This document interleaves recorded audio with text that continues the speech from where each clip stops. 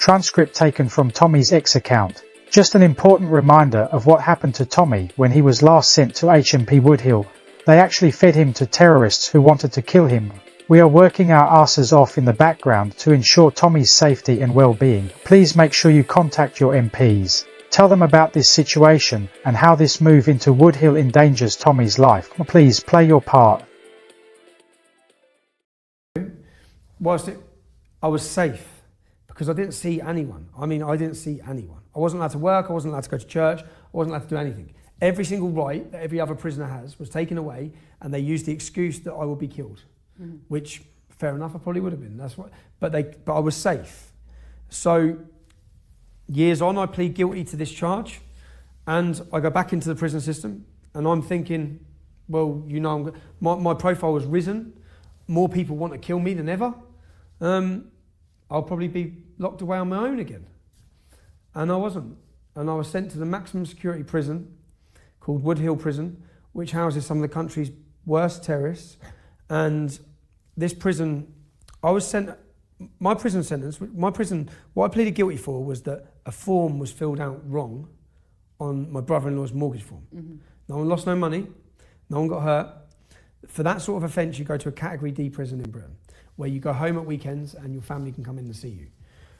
I went to a maximum security ACAT prison with terrorists, and almost instantly my door knocked, and a prisoner, not a prison officer, we call them screws, a prison officer said, when they come to get you, do not leave this cell, your life depends on it.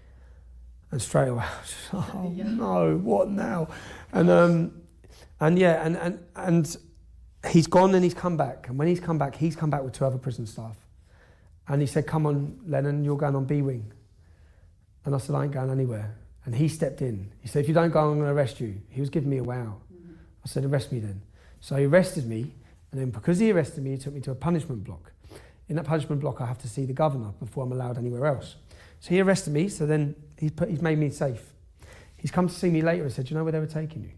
I said, where? He said, on B wing, there's 5 Muslims. 6 months before this, 5 Muslims were caught in a car with IEDs, guns and bombs and suicide notes on the way to kill me. Yeah? They got 30 years in prison. I sat in their court case and watched as they all got sentenced to 30 years. Here I was being given to them in a prison system.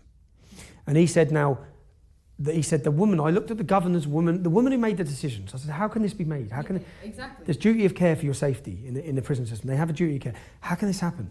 He said, well, he gave me the lady's name. Her name was Rachel. I wrote her name in my book. And he said, she'll be done for mandatory manslaughter, but you'll be dead. And I said, okay. So the next day I'm waiting to see the governor. My solicitor comes to see me. I go and meet my solicitor. I come back after the meeting with my solicitor, and there's a waiting room similar size to this. And the door opens.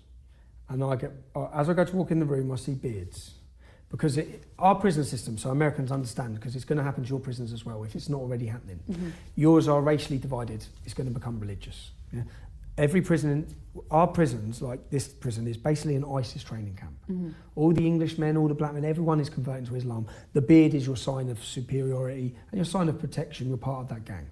Now, I've seen the beards, so I haven't even bothered to sit down. I've stood with my back against the wall. I've waited to hear the door lock. They locked the door, and then it's just, that's where I lost my teeth. Yeah, your fake teeth. Yeah, so thanks, guys.